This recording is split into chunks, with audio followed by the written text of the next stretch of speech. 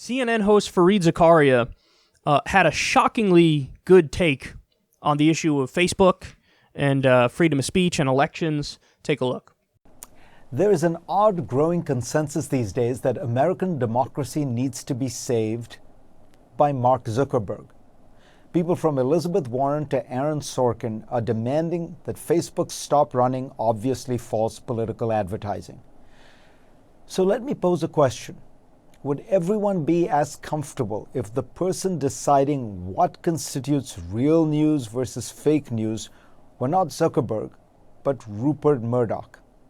It's not a fantasy. In 2005, News Corp bought MySpace, then the leading social network on the planet.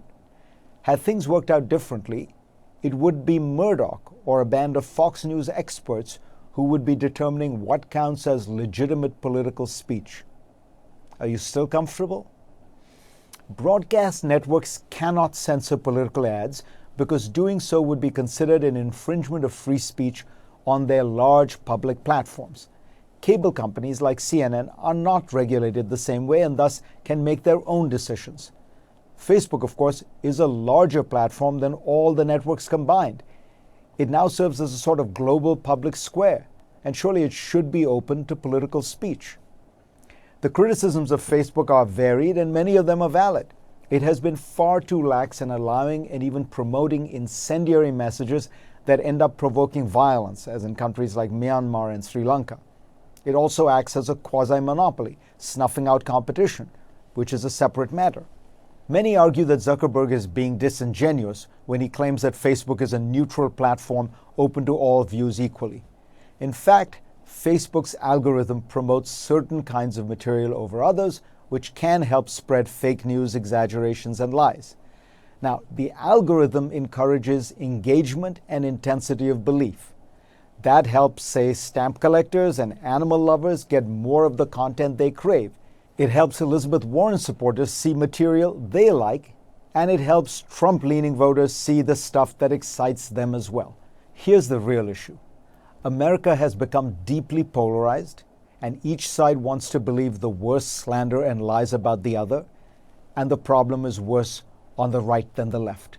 The situation with Facebook is a symptom of this problem. If Facebook didn't exist, Trump supporters would listen to talk radio, watch Fox, go to other websites. Facebook accentuates partisanship more than it causes it.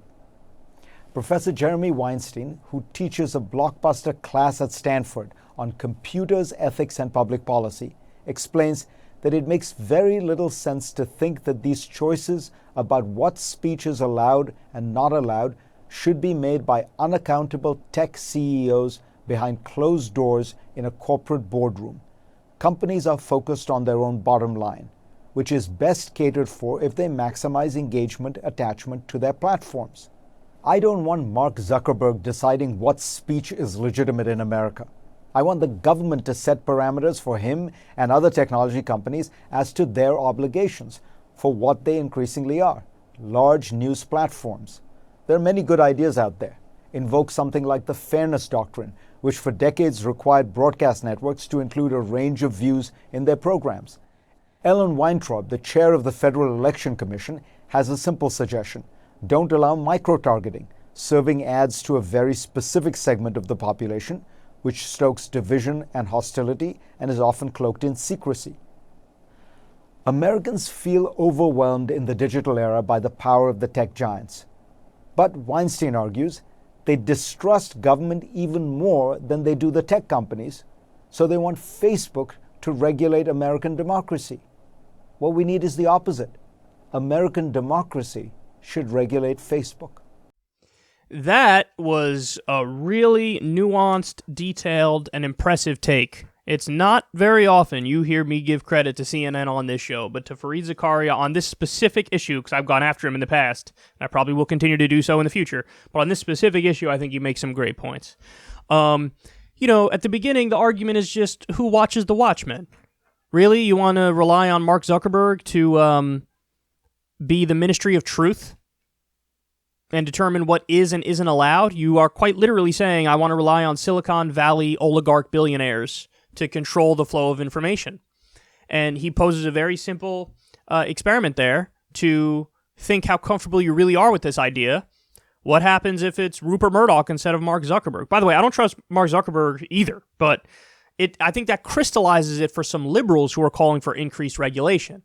It's like, okay, well, what if it wasn't Mark Zuckerberg? What if the next person who runs Facebook is a hardcore committed right-winger? Do you trust them?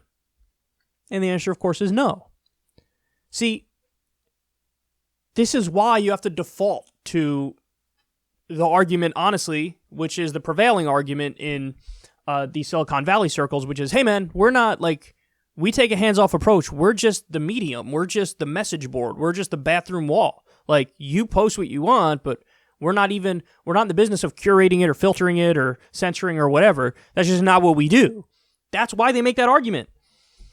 And by the way, if you had these like censors there from the beginning, these platforms would have never became as popular as they were in the first place. The whole appeal of them in the first place was that it was like, you know, this like open platform, if you will. So who watches the Watchmen? Who's going to fact check the fact checkers? By the way, how many times have we seen now that when they start begging, when liberals start begging, like, oh my God, we need fact checkers or something, they end up, a lot of these platforms end up partnering with like the Daily Caller or some insane right-wing site and say, these have to be one of the fact checkers. Why? Because if you start fact checking and you only allow in like liberal outlets, well, then the right's going to say, well, obviously you're biased against conservatives. So then they kowtow to the noise coming from the right and they say, okay, we'll have some right-wing, you know, news outlets or whatever be fact checkers as well. And it's all a mess. It all becomes a mess. How about, since we don't have frickin' philosopher kings who can be perfectly objective, you got to take a hands-off approach.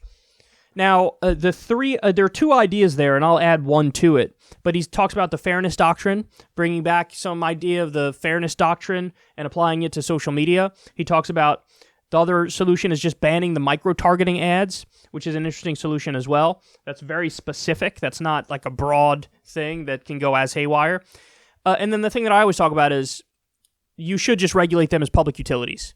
And public utilities means you're expanding the protections of the First Amendment to social media. I think that's honestly that's the thing that's more important than the, oh my God, what about the fake news? Oh my God, what about the misleading ads and the lies and then this and then that? I mean,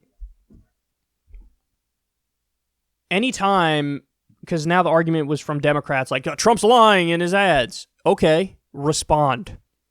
Like, Trump lies all the time on the debate stage. Should he not be allowed on the debate stage anymore, too? My guess is even you would be like, okay, well, you gotta have presidential debates. What are you gonna do? Not have presidential debates? So yeah, respond. I hate this idea of like running to the mods, and it happens all the time. It's like, you said something bad, so now I'm gonna try to get like you pulled, and you're not allowed to speak anymore. Just be like, hey, you're an idiot and you're a liar, and here's why you're wrong. Do it. You could do it. I have faith in you. Go ahead. That's what this whole show exists for. So, yeah. Anyway, I think that was a good take, and this is not a take you hear almost anywhere anymore. Now, it's all the time, nonstop. Oh my God, do something. Oh my God, get more involved, Facebook or Twitter or whoever. And then what ends up happening is like what happened with Jack, where he was pushed into the corner, and he's like, okay, we'll ban political ads. And he's not even just saying like campaign ads, which is a more defensible position, but now he's like, no, like all political ads. What? How do you even enforce that? And what is political? What isn't political? My dude, everything is political. If there's an ad for some corporation for, whatever, bottled water, that's political. There's a debate as to whether or not you should be able to bottle a commodity like that. Like, everything is political. You can't say, oh, we're going to ban political ads and then have it be that broad, because how are you going to do it in a way that's seriously objective? It's impossible. So, not good. I don't like the direction we're going, but that's a pretty good take from Fareed Zakaria.